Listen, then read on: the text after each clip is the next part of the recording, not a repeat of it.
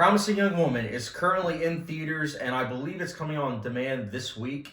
This is a movie that I can't lie, I was very much so looking forward to ever since January, February of 2020 when I saw the trailer many, many times over. And I had it embedded in my brain that yes, it's coming out in May of 2020. And then the pandemic hit, obviously, in March. And that was when I realized it wasn't coming out in May. Um, I had no idea when it was coming out, to be honest. It wasn't until December when I realized it was coming out Christmas. And I was like, I don't even know if it's going to be coming out in theaters near me, to be honest, because I knew that there was probably going to be a lockdown. There was talks in my state that there was going to be. And of course, there was, which is understandable. But that means obviously theaters are closed down, so I wasn't able to witness this movie on the big screen. But early January, this movie came out in theaters near me because things started opening up again. And obviously, I wanted to take that opportunity ASAP. And I did.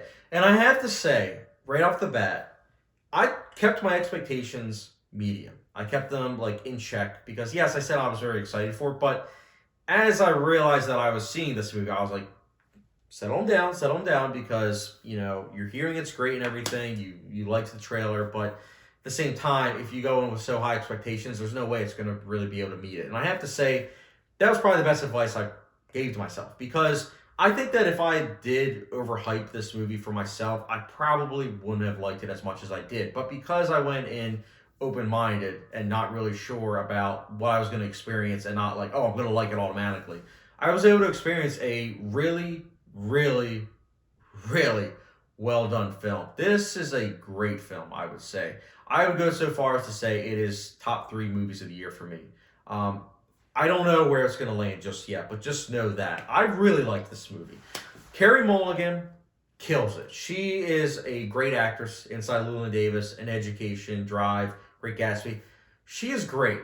The thing is, though, I feel like she's never really given a lead role other than in Education, but I mean, that was like 11 years ago. So she hasn't really had too many lead roles. So to see her on the big screen and literally the movie have the entire time focus on her, I think was really good. And it really shows also her range with acting. It's truly tremendous to watch.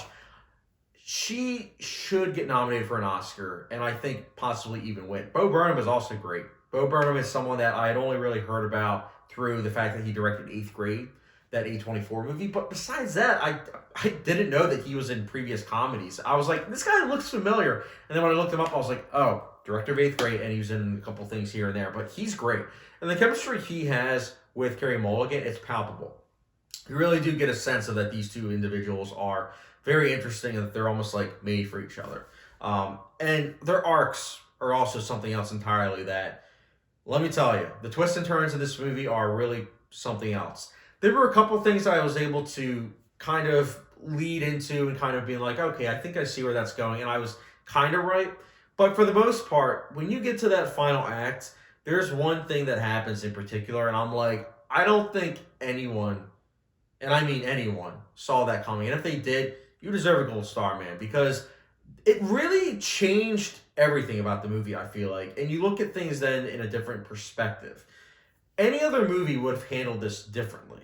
And I think that it's because of the unique directing by this female director who, she's only done this movie, which is really surprising to say the least. But it seems as if she's like a veteran director because she doesn't really make any mistakes to my knowledge.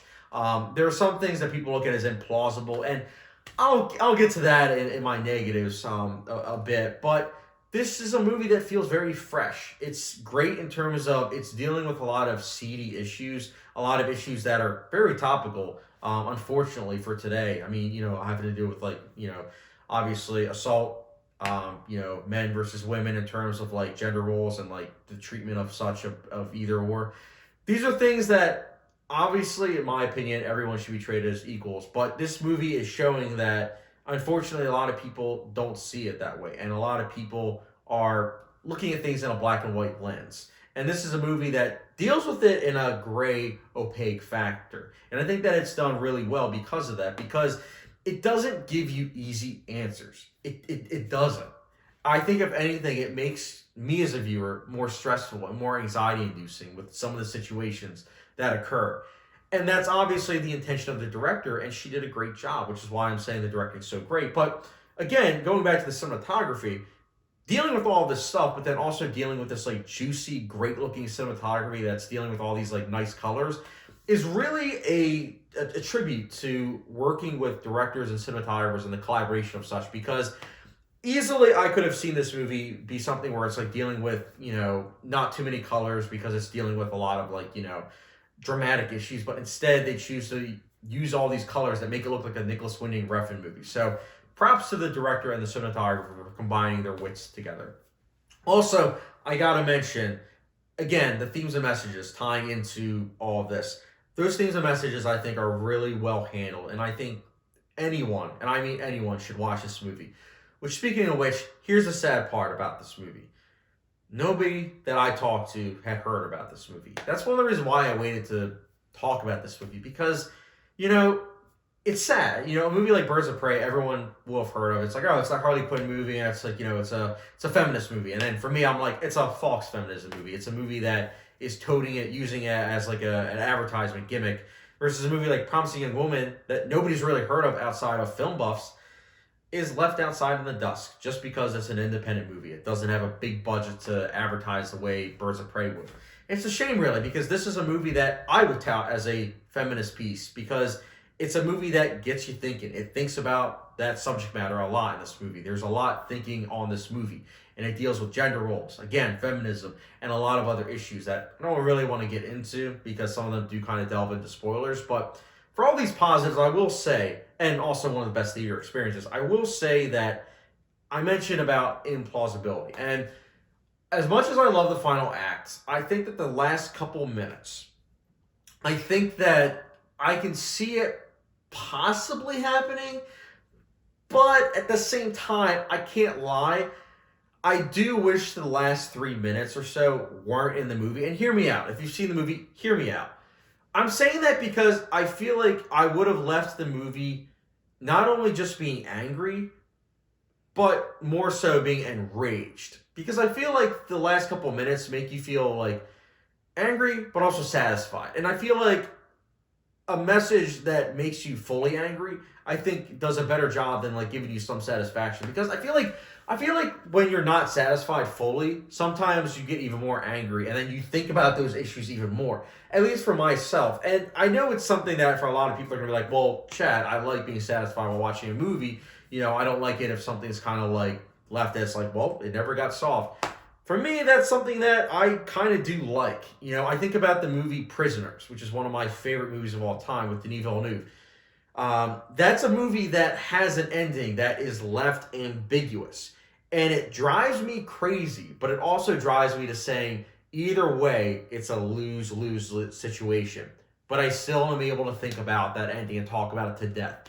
The ending of this movie, I just can't talk about to death, I feel like, but I still like it.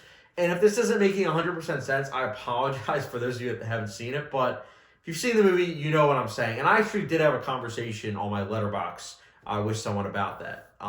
But this is nonetheless, again, that's like a nitpick. Nonetheless, this is a really, really well done film. It's easily one of the best films of the year. It has a lot of great technical aspects. It has a message and themes that really hit home for me. And at the same time, you have killer performances that overall make this movie something that I have to say, I'm going to give it a very high 4.5 out of 5-star rating, which for those like a hot sauce rating, gets the good old Tabasco. That's right.